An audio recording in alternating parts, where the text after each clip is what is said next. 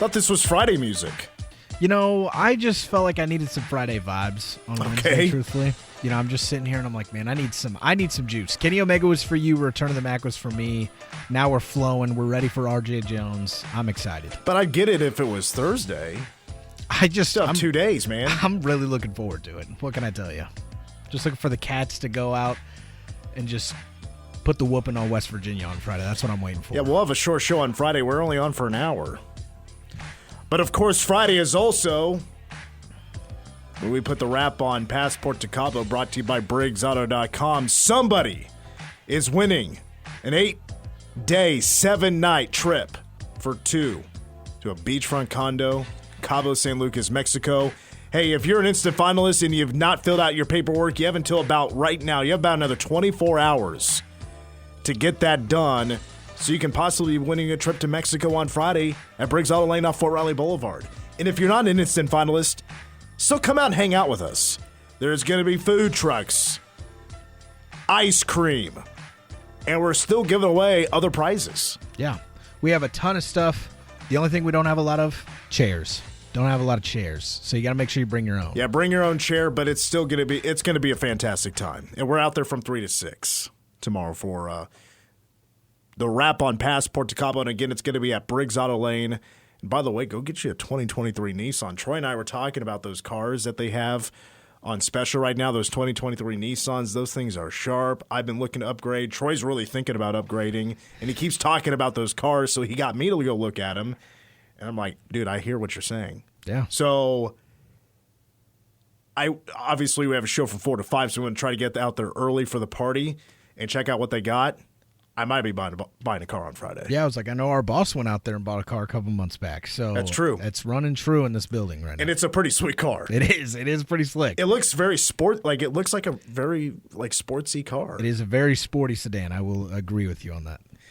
All right, it is hour 2 of the game after work. I'm Mitch Fortner. That's Owen Burke. Just us two rocking it out. It is show number 3 of 15 without Troy Coverdale, who sent us a picture from Buc-ee's earlier today. Mm-hmm. And it was at 2:07, and I had to respond with, so you've already stopped for the night. That would be a very pit stoppy place for Troy Coverdale because you can do it all pretty much. Yeah, you can do anything you want. You can take a shower there if you want to. They have everything but beds. Yeah, it's true. That you would need. Yeah, at Buc-ee's. I've heard they're building the biggest one in the U.S. is going to be going out in Denver. Maybe they're going to sell beds at that one. Maybe we got to get Troy out that way. Denver? Yeah, or it was somewhere in Colorado. Maybe it wasn't Denver. I know it was supposed to be in Colorado, and my friend told me that, and I was like, I'm surprised Texas is letting them get away with building the biggest one out of that state. They must probably like it was like Whataburger. It was like a mom and pop place, and then they sold it to somebody corporate, and now they're really expanding. Yeah.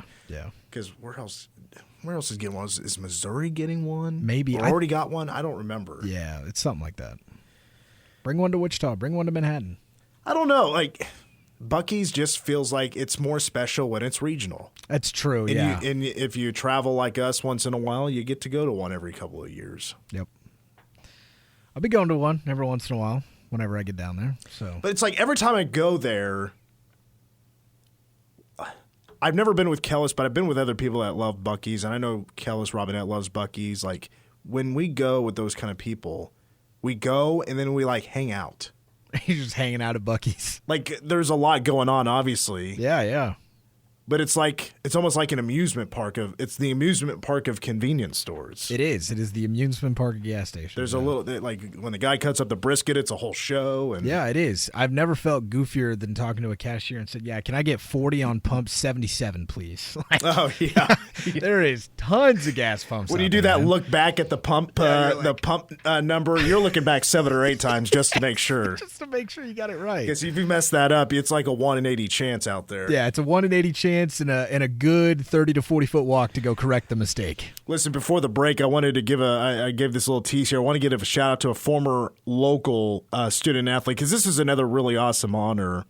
I want to give a shout out to Luke Meyer in Wamego softball, rather. Excuse me. Yesterday swept Chapman, and for the 3rd straight year, they go undefeated in league play. That's insane. That's a run. Yeah, that is. That's incredible. That's a dynasty, I'd say. Won a state championship last year, and on that team was a gal by the name of Ashton Pearson. She went on to play. She's playing right now collegiately softball at Creighton. And it was announced yesterday that as a true freshman, Ashton Pearson has been named the Defensive Player of the Year. How about that? At Creighton. That's pretty awesome.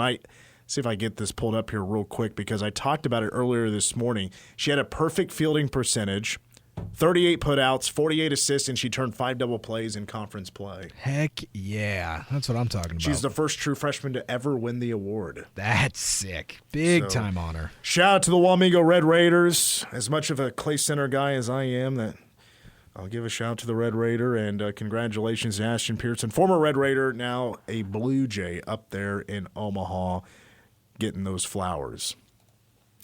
Let's talk a little football once again. Obviously, this is already well-known news, but got some different details, some things to share about this game that's taking place not this August, but next August.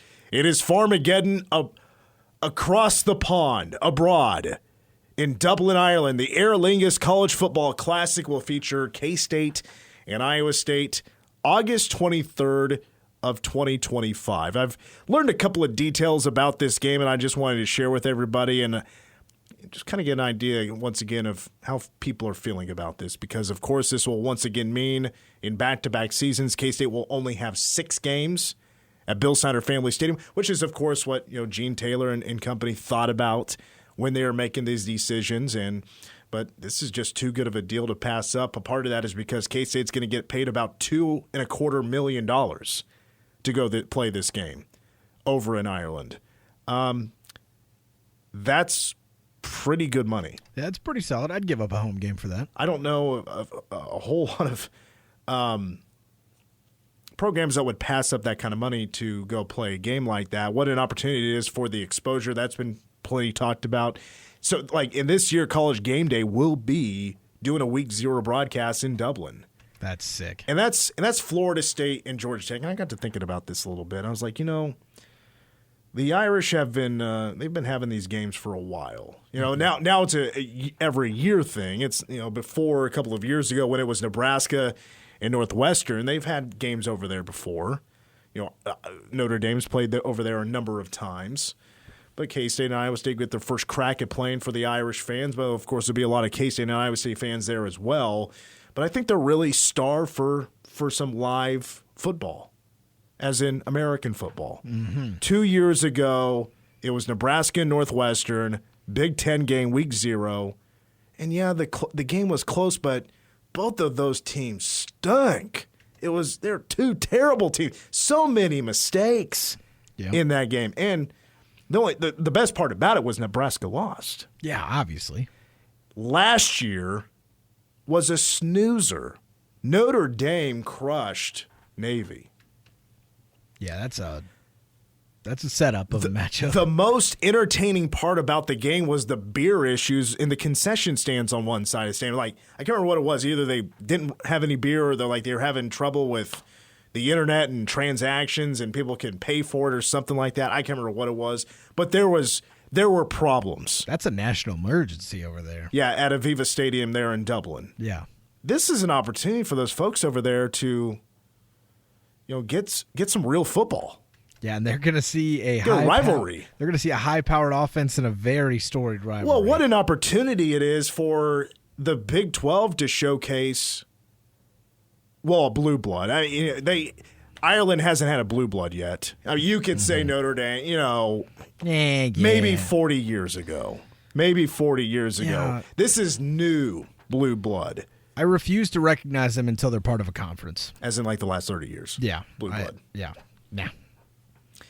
And then you have Iowa State, who will showcase Rocco Becht for the next 2 years. But it is a rivalry game that's been certainly more competitive over the last 4 to 5 years, and unfortunately, K-State's been on the short end of most of those contests. More than I'd like it to be a rivalry. What does stink is that K-State will not host Iowa State in Bill Snyder Family Stadium again until 2028. Heartbreaking. That is a long wait for another K-State Iowa State game because they're not going to play in 2027. If it was them playing every single year and the Big 12 recognizing that as a year-by-year rivalry game, and I've explained that one before. Not everybody gets that year in, year out rivalry game. K-State wasn't going to get 2. They got KU. They weren't going to get 2 with Iowa State. Yeah, which one would you rather have? It's not like it wasn't the Big 12 ignoring the fact that it's a rivalry, and not even everybody sees it as a rivalry. Mm-hmm. It's a more of a new rivalry because you had the Farmageddon tag on it. Mm-hmm. Now, I will say the old NCAA football games did recognize it as a rivalry game, did tag with Farmageddon. It was recognized. The question is the new one going to recognize it as a rivalry game? I hope so. Oh, it will. It better. It will. But the Big 12 will be showcased on a national stage. It'll get all the eyeballs because everybody's going to be starving for football at that point. So everybody is going to get their fix. And once again, Avery Johnson, that'll be game 1 of putting together another, that's the key word, another Heisman campaign. But here's the other big nugget I found out about, not necessarily found out, but it's an idea I have. So last year's Notre Dame Navy game, believe it or not, set a new record for the largest number of Americans to travel internationally for a single sporting event. Really? 40,000. That is surprising. I think K-State and Iowa State going to break that record. Yeah, I was like, those are chump numbers for an actual rivalry game, not just a stomp on Army. But here's the real nugget that I've been saving and I wanted to get to everybody here today. So I saved the 5-10 segment for this one piece of information. And that is, this game will be treated in Ireland as a K-State home game. Just like it was for K-State Stanford in 2021 in Dallas, in Arlington, at AT&T Stadium. You had K-State in both end zones, K-State logos. It was a K-State pregame. And by the way, it was also the K-State public address announcer. Oh. So what we're saying is you're going to get the fort in Dublin, Ireland. Let's go. That is massive stuff. That's what you'll get in Dublin, Ireland. You're going to get the K-State home game. You're going to get the K-State fan experience in Dublin, Ireland. Are we going to get Kenny Omega on third down? That's my question. Can you make it happen? You got a year to make it happen. I'll bring the MVP. I almost said MVP. I'll bring the MP3 with me. Yeah, you got to make that happen. I need one of two things from you. I either need Kenny Omega's theme song on third downs or I need special jerseys for this game. I went back and watched some footage of the Northwestern Nebraska game. That was treated as a Northwestern home game. If you remember, you'll go back and look on the field. You have a number of Northwestern logos on the field. The only Nebraska imagery was in one of the end zones, and then the Notre Dame game, man, when it was pretty much Notre Dame all over the stadium. Yeah. I don't know how the ticket's going to split. That's like when we get Gene Taylor on again. That's definitely something we'll have to ask about. But yeah, I mean I think that's pretty sweet. It's like a consolation prize as a K-State fan going over that you're going to get the K-State fan experience part of it. Iowa State, it's like the tunnel run out. You're going to get the hype video from K-State, even though it might be like a bowl game type of atmosphere depending on how many Iowa State, how many K-State fans end up going over. K-State's going to get the cool entrance. Iowa State's just going to run out. Yes. They're just going to run out there. Good. It's the way this rivalry game should be. Well, that's the way at least this game should be. If K-State's going to give up a home game, they might as well go ahead and get to run their home game festivities for the K-State crowd that will be going over to Dublin, Ireland. That game is on August 23rd, 2025. I know K-State is putting together ticket packages. I'm sure that'll be out at some point soon. Let's go ahead and take a break because coming up next, very excited about this interview. Going to be speaking with K-State basketball transfer C.J. Jones. We'll talk to C.J. after this timeout. You're listening to The Game.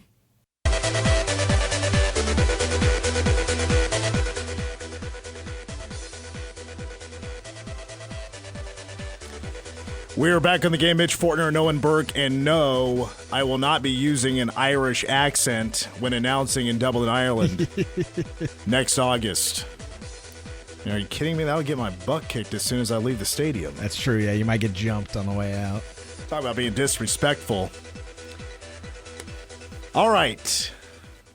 We're now joined by C.J. Jones. He is a K-State basketball transfer who'll be playing on this upcoming team who will be third-year head coach Jerome Tang. I've been looking forward to this interview all day, and we now talk to C.J. Jones now on the game. C.J., first of all, really appreciate your time. I'm excited about you becoming a Wildcat. Been looking through your stats and getting to know you through your numbers earlier today. Really noticed a jump in a lot of stats from year one to year two, including, the second half of last season was really strong for you. In what areas do you feel like you improved from that first year to second year at UIC? I feel like I improved as being a leader and just maturing into the role as a point guard on a young team that's really trying to find their identity. You averaged 5 assists per game last season. What are the secrets? What does it take to be an elite passer at this level? I feel like you have to have an IQ of the game and really have an understanding of the game and just knowing spots where your shooters are and where, like, the pick and roll acts are and the coaching sets that he puts you in to run the show. So what about your game should K-State fans know? Let's just kind of run through it all about what K-State should know about C.J. Jones and what we're going to see this upcoming season. Tough guard with a chip on his shoulder, and, just ready to embrace the new environment, and just loving the game and having a passion for the game that shows on the court. You mentioned the chip on the shoulder. Where do you think that comes from? Just coming from where I come from is not as easy. And I was fortunate to have to grow up in a good living environment. So my mom really embraced that on me to just not look back and just give it to her all. You mentioned the environment, and K-State is certainly in football and basketball known for its home court, home field advantage. It gets loud in Bramlage Coliseum. It's the Octagon of Doom for a reason. And Owen played Sandstorm coming back. The more times you hear that means K-State's doing something pretty good. Before even visiting and maybe playing at UIC and growing up watching basketball, were you familiar much with K-State basketball? A little bit, because a couple guys from the area or a little close went to K-State previously before me. So you're from St. Louis. You're from East St. Louis, Illinois, to be exact. So you're right, because K-State, rarely. Last year, K-State didn't have anybody from St. Louis, and that is rare. I think that's only the second season in the last 15 that K-State did not have a player from St. Louis on their roster. So, who from St. Louis do you know that previously played at K-State? I know Sean Williams that recently came to UIC. He was from St. Louis. He went to Hazelwood Central. And there's a couple other guys that I really don't know personally, but I know they went there from St. Louis. So in high school, this has got to be pointed out because I think this is really cool. So Michaela Rich, Buddy Rich, who's already on the team, he was a freshman this past year for K-State. You guys actually went to high school together. And I tell you what, even though his opportunities were limited this first season, he can be a highlight reel, and it has to do with his dunking. He's had some insane putback dunks before. When it comes to your playing days with him, what are your favorite memories of Buddy Rich? What's crazy, my favorite memory is my senior night. I believe he had the game winner so I can win it, and that was probably a big moment for me. How good was your basketball team in high school? I believe it was 25 and 6 my senior year, and we lost some super sections, so we were really good. We just couldn't get over the hump. Now, I watched your highlights, and it truly feels like you can score from all three levels. But where's your dunking compared to Buddy Rich? Oh no, it's nowhere near him. He jumps out the 10. Yeah, I'm not sure if there is a whole lot of people that can dunk quite like him. He's just he's just such a beast. When you visited K-State, what really stood out to you? Just when I first got off the plane that night, they embraced me with open arms, took my bag, and showed a lot of love since they seen me getting off the flight. And just the whole visit, they made my family comfortable and gave them open arms and showed this is a place where I could be and really showcase my game. So you're going from East St. Louis, as we're speaking with C.J. Jones here on the game, you're going from East St. Louis, then to Chicago, and then you're coming to Manhattan. Did you notice how small Manhattan is? Yeah, it's small, but it's kind of busy a little bit. Like still people there, and a lot of the fans show love, so a lot of love. So you think you're going to get used to Manhattan, and because it's not a real bit like when it comes to traffic, like there's hardly unless there's a ton of road construction, the traffic isn't too bad. Do you think you're going to really like the small town vibe for Manhattan? Yeah, because it's not really as many distractions as it is in like Chicago or like a big city. So I feel like I can really dedicate my life to the game a little bit more in Manhattan. When you met this coaching staff, what'd you think of them? They remind me of my East St. Louis coaching staff, just like a brotherhood and like they family oriented, and that was a big thing with me. I asked Brennan Housen, who will be your teammate this upcoming season, this question yesterday, and I mean you've had a ton of highlights both in high school and college, but what do you feel like was the biggest shot you made in a game in your career? Probably the one in St. Louis, the homecoming game in Arch Madness, and I hit the game time shot to go to overtime. How far back do you feel comfortable shooting the basketball when it comes to three-pointers? I feel comfortable shooting from a far range. I've been shooting that since like 5th grade, like 3rd grade, like since I was a kid. So, I feel pretty comfortable shooting far. Well, CJ, I'm very excited about watching you playing in Manhattan, and I really appreciate you stopping by for a few moments to talk about your game and talking about becoming a Wildcat, and really looking forward to watching you in person coming up this fall. So, CJ, enjoy your summer, and I hope to talk to you here very soon. Thank you for your time. Yeah, thank you. Appreciate it. See you soon. All right, that's CJ Jones, a 6'5" guard for K-State that'll be here very soon. And I highly suggest for anybody who hasn't gone to YouTube and watched his highlight reel, like I can't remember who the account is, but there's an account out there that puts together highlight reels for guys that go into the portal, and then it'll go up top, mention their strengths. Maybe rarely do I see them list a weakness. Sometimes CJ didn't have any weaknesses. It's just about his scoring and his passing. Yeah. The passing is really he makes such quick decisions, but it almost looks like at the same time he's showing patience. Mm-hmm. Like he allows the play to open up, and he's playing chess out there. He'll see it opening up. He notices what's going to go on 2 steps ahead of when it actually happens. He's such a smart guy. You'll throwing the guy open. Yeah, you see the cut before it happens. But again, a big thank you to CJ Jones for stopping by here on the game, as he'll be arriving, I'm sure, sometime this summer. Let's take a timeout. More of the game is coming up next as you're listening to the game.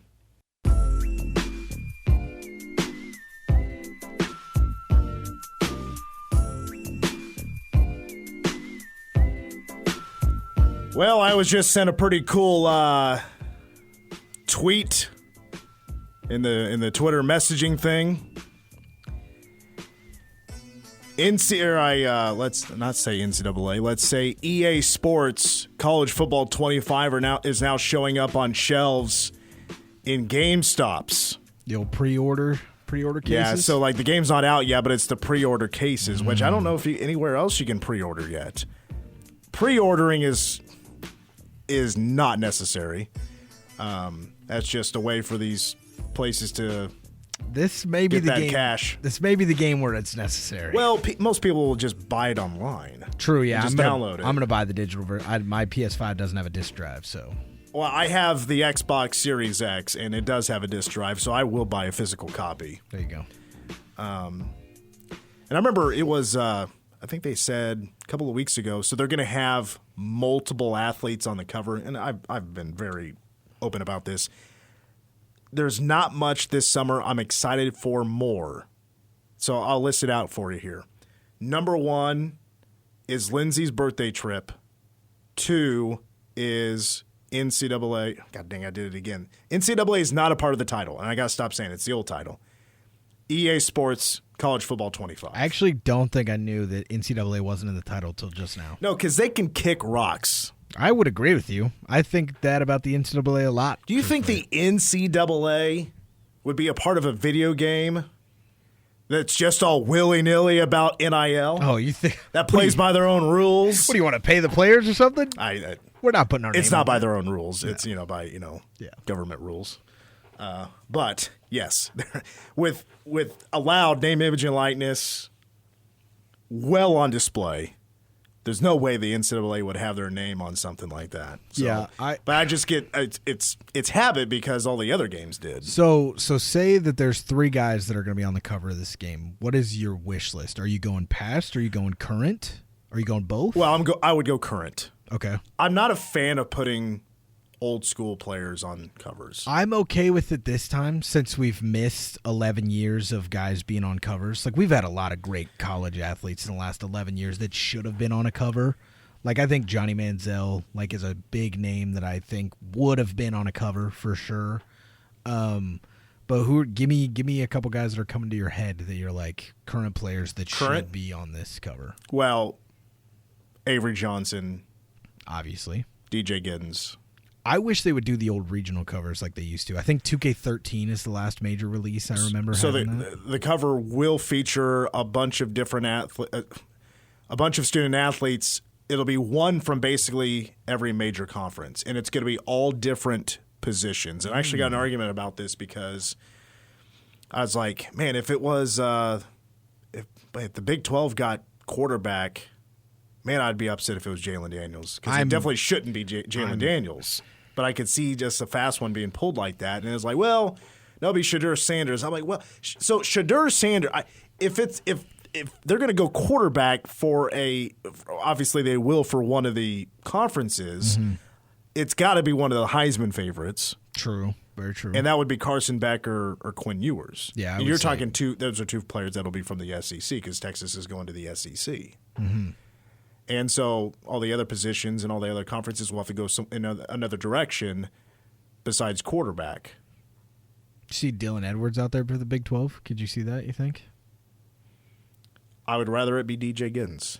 Okay. I can respect that. If it was not Avery Johnson. I could just see the college football just making pulling the fast one. He's one of the fastest players in the game. But my argument was, since I don't think the Big 12 will get quarterback, I think there's a good shot they get running back with Ollie Gordon. Yeah, that would be a really good pick. I'd be He okay was a with Heisman. that. He finished 7th in the Heisman vote this last year. I think he's the top. Isn't he the top non-quarterback? Yeah, he's the top. Yeah, top. Travis Hunter might be the top non-QB. Okay. I don't remember. Which kicker are they going to put on the cover? That's what I want to know. Which punter are we putting on the cover, folks? Where's the long snapper? My team might be Martin Grammatica's kid, who's going. Well, he's going to USF. Not a major conference. Yeah. If it was UCF, of course, remember K-State doesn't give scholarships to freshman kickers. True. They got to earn those scholarships. I don't know if Chris Tennett's there yet. Maybe he is, maybe he's not. I'm not sure yet.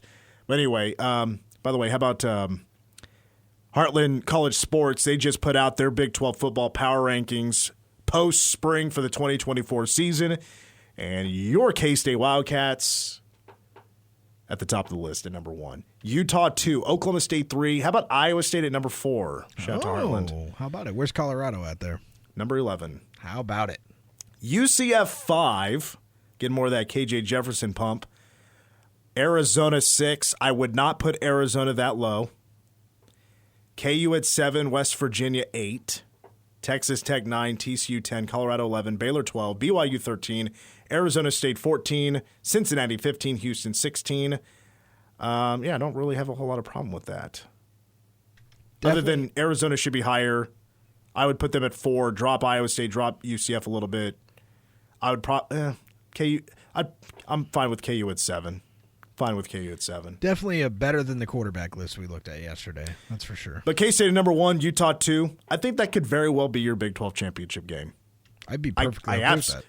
That'd be a great game. They're not playing in the regular season this year. As a fan of football, not a K-State fan, just a fan of the game, that would be a fantastic game to watch. Did you grow up a K-State fan? No, I honestly wasn't a huge college fan of of anything, truthfully. Like, I was really into pros, so I paid a lot to when you got into this time of the year, we're doing draft prospects. So I paid attention to a lot of the postseason stuff, but I was not a huge K-State fan growing up. But I definitely had my my T-shirt or two when Colin Klein rolled through town.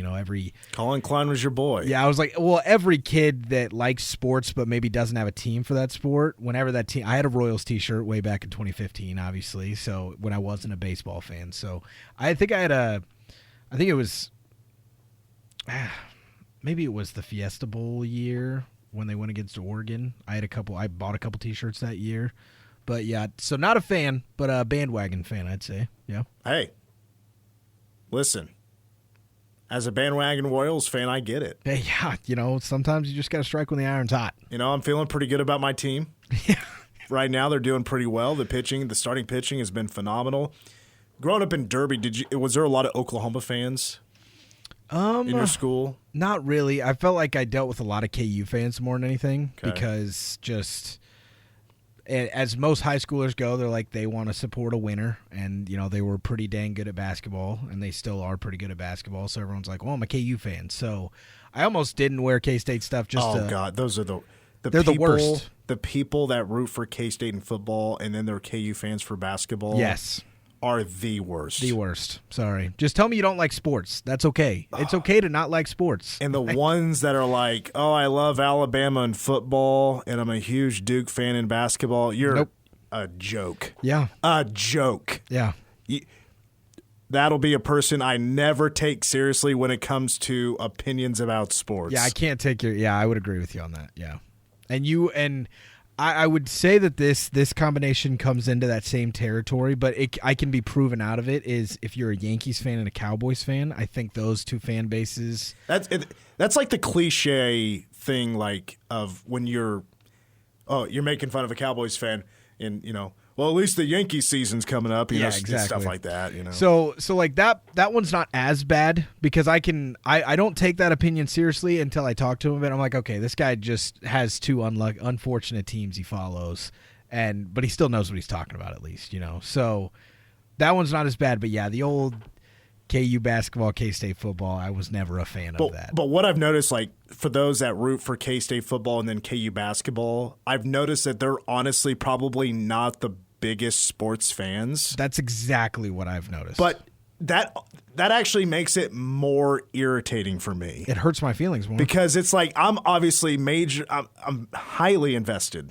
in K-State sports. Can't stand KU. You're bleeding purple over there. And they're hooting and hollering about, whatever. If I'm in the same room, it gets annoying because I want to speak up, but I know to that person it's not going to make a dent. It's not going to matter. No, it's one through one ear and out the other. Like it is not retainable information for them most of the time. 537-1350 if you root for K-State in football and KU for basketball. Defend yourself. If you truly are a big sports fan and that's the way you go, I want to hear the reasons why. Yeah, I agree. And it can't be, just supporting the state of Kansas. It doesn't work that way. No, it does not. Doesn't work that way. Unfortunately not, no. What do you say we wrap up the show after a timeout? Ask Us Anything, hosted by Owen, is coming up next. The Game.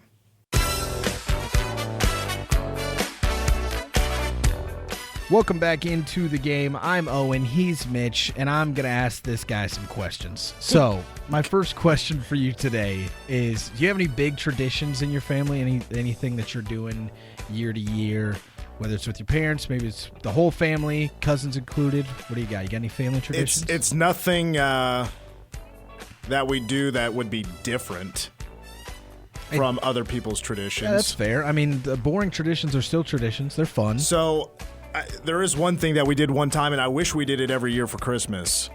So one time, and I stole this idea from somebody else, where instead of like doing gifts, like we all just brought gift cards, and we would play games to win them. Because my dad built his own bar/man cave. Oh heck yeah! In the garage, and it is sweet. That's sick. It is awesome. And he's got a bunch of games. He's got darts. He's got beer pong. He's got cornhole. There's a whole bunch of games in this place. And I'm like, we just need a party in here, have a good time, no work the next day. Let's just have a good time. Let's win some gift cards and have some competition. Heck yeah. That's what I want to really get going. But we only did it 1 year. You just need to have like a KMAN party out there. Get the game party out there. Get Troy out there, getting some beer pong. I had a birthday party there one time. Some of the old coworkers came up for it. Yeah, that's what I'm talking about. So here's my other question. You brought up Christmas. Are you a white elephant guy? Or are you a what do they call the other one? White elephant or why am I blanking? Well, there's a whole bunch of names for that game, but I don't want to. Yeah. So.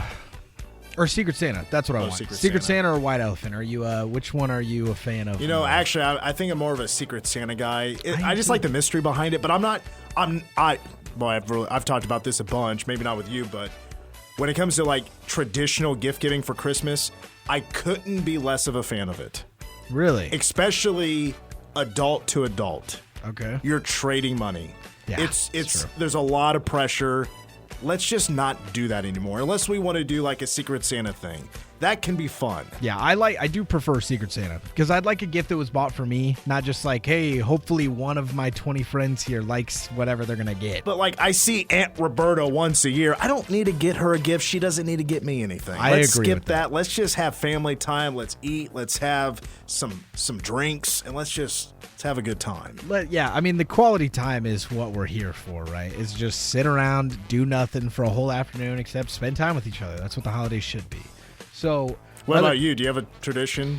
I'm trying to think. We're doing Secret Santa every year now. We used to do White Elephant. We kind of rotate back and forth. We all get together at my grandma's house basically just about every major holiday. So Thanksgiving, Easter, and Christmas are givens, where all the cousins and all the aunts and uncles from my dad's side meet at my grandma's house. And we have done that since I was born. So from ages 1 through 25, I have spent at my grandma's for Christmas. And it's going to be a sad tradition when that stops, but that one is probably the biggest one. I'm trying to think if we have any inside my core 4 family. By the way, don't forget this weekend is Mother's Day. That's true. You got to get your gifts in, folks. I've heard, places are setting up shops. They got little tables out. I know it's funny because we're setting up stuff at Dick's this weekend. We're like, got to get the power hour set for all those last-minute dads that are going to be coming in trying to find something Saturday afternoon for Mother's Day on Sunday. So my last question for you is, if you're going on a vacation, are you rather go to like a big city or like a remote vacation, maybe like out in Hawaii, kind of get out and a little bit more into nature? Which one are you? I'm down for everything. I'm not picky. It just depends on what I'm traveling for. I like a reason to go somewhere. Okay, I can understand that. Like a big event or a concert or a festival, or there's something in a particular area I really want to see. I don't like just going somewhere and just sitting around and winging it. That's fair. When you wing it, you spend too much time on your phone trying to figure out where the heck we're going to eat. What the heck you're going to do. Yeah, you just waste a lot of time. That's my favorite part of trips usually, honestly, is just we do not go to places that we've eaten before. Like, we're not touching McDonald's. We're not touching anything that I've tried. Yeah, you got to go to new places all the time. We got a couple of hours for you tomorrow. For Owen, I'm Mitch. Go Cats.